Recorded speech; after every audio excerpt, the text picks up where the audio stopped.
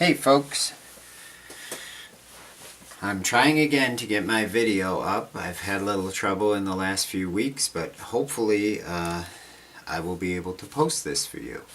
So my main reason for wanting to talk to you kind of face to screen is to give you some top secret study tips for the midterm. The midterm is coming up. You have, well, it's actually here by the time you see this. You have from Tuesday until Thursday night at midnight to take the midterm. And I highly suggest that you do not wait until the last hours of Thursday night. I will not be waiting in front of my computer if something goes wrong, and it sometimes does, that there's a glitch. So please, my advice to you is to study the materials, the modules so far, and get on and take the midterm when you can. You're going to have 90 minutes to take it. You need to do the test all in one sitting. The test will not shut off if you go over the 90 minutes, but I will have to take some points off. I do not think it will take you 90 minutes to complete this test. It's 50 questions, multiple choice, true, false. So here are some tips of things to study. Looking at the beginning of our textbook, we talked about the 5 main reasons, the 5 general reasons that psychoactive substances continue to exist. Make sure you know those. Know about why people use substances. This all goes back to that first chapter, really. Also know about how compulsive behaviors or addictive behaviors are similar to substance abuse disorders. That's important things to know. Know what a psychoactive substance is. I try not to use the word drug. I think we talked about that before. It's understood in our society, but as you become more clinical, you want to be able to say substances, psychoactive substances, even addictive substances is better, but know what that means. The job does a good job, or the book does a good job of kind of defining that. What type of psychoactive substances are we studying in this course? That's good to know. And where do the substances fall in order? So what is heroin versus what is cocaine? You'll get some questions about that. What do substances do? We have studied uppers and we've studied a little bit of downers, so there won't be as many questions about downers, but how do they affect a body, short and long term? Know some questions, as I said before, about behavioral addictions. We're going to get to that later in the course, but just know what they are, because we want to always emphasize to our patients who often do substitute behaviors for substances what's going on in their brains and the similarities there. The history of psychoactive substances, Chapter 1 does a good job of that. I'm not going to ask you real specific questions, but just general history of why people continue to do that. As we get into Chapter 2, there's going to be questions about the brain. A lot of real specific information in Chapter 2 about the brain and how psychoactive substances affect the brain.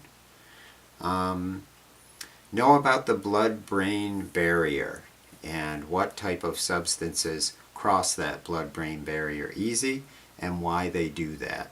Chapter 2 tells you about that. It's important information to know.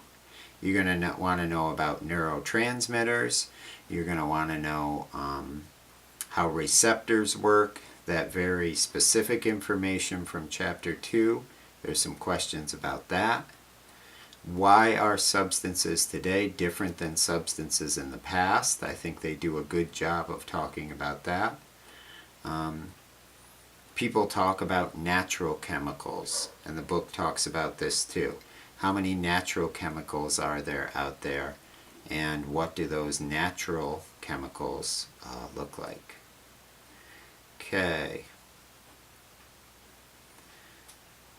These are things we've talked about before. Similarities between substances and behaviors. You want to know our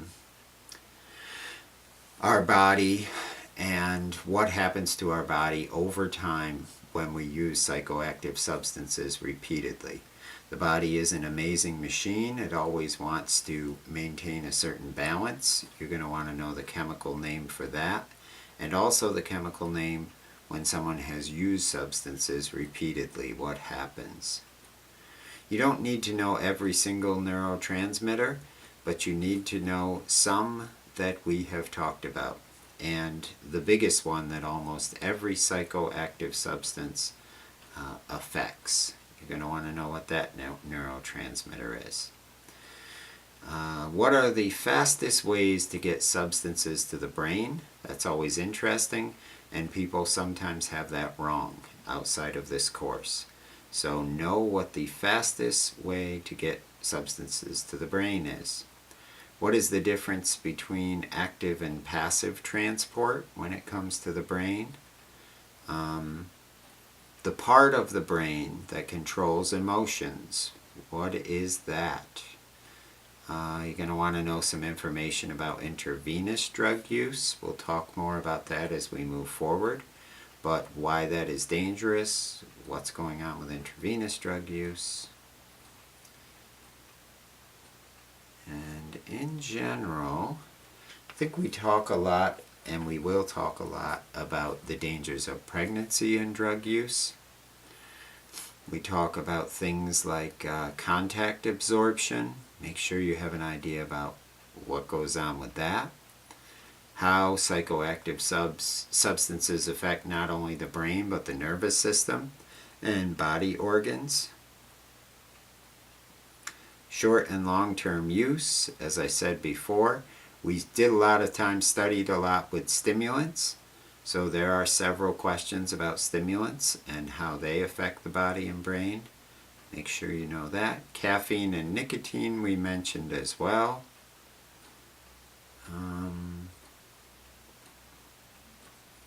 And they're all on here.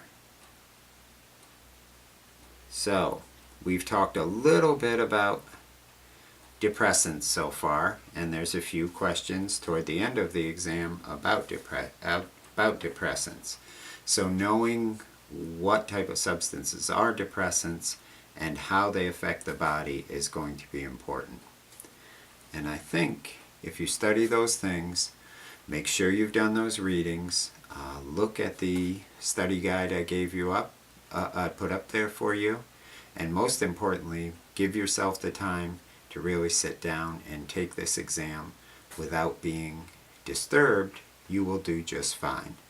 I will turn all your grades in. You should be able to see your grades by next Monday afternoon, if not early Tuesday morning. If you have any questions about certain questions on the exam or your midterm grade, you can email me after that. Good luck to all of you. I hope you get this done early in the week and then you can enjoy this beautiful fall weather. Take care.